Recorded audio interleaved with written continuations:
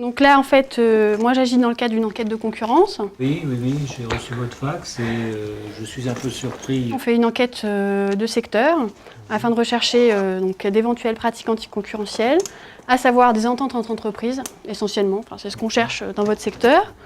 Voilà, donc dans ce cadre-là, on entend tous les professionnels de la filière. Le métier d'inspecteur de la concurrence, consommation et répression des fraudes, c'est un métier qui est basé sur l'enquête. Moi en particulier, j'appartiens à la mission concurrence. Dans cette mission-là, on recherche des pratiques anticoncurrentielles. J'ai suivi une formation d'Institut d'études politiques. Ensuite, j'ai consacré une année à la préparation des concours administratifs.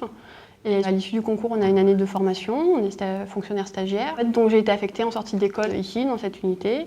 Les tâches les plus courantes sont donc la préparation de l'enquête, et également la préparation logistique. Ça prend également du temps puisqu'on est amené à se déplacer. Ensuite, on a l'enquête en elle-même. On dispose d'un certain nombre de pouvoirs. Soit on agit avec nos pouvoirs, ce qu'on appelle nos pouvoirs simples. Donc on prend rendez-vous avec un professionnel, on recueille tous les renseignements nécessaires, on demande un certain nombre de documents.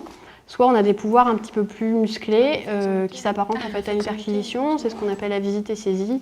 Donc là, on intervient en simultané avec nos collègues. On a également un officier de police judiciaire qui nous assiste et on fouille en fait dans l'entreprise, on récupère des documents.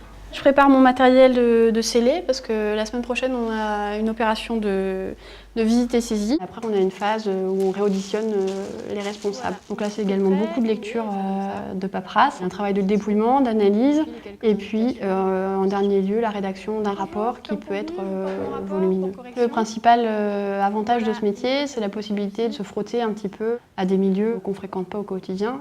Après, c'est vrai qu'on n'est pas toujours forcément bien accueilli. Bon, quand on annonce son métier, dans la vie privée aussi, on n'est pas forcément très bien vu. Il faut avoir quand même du caractère, un petit peu de personnalité.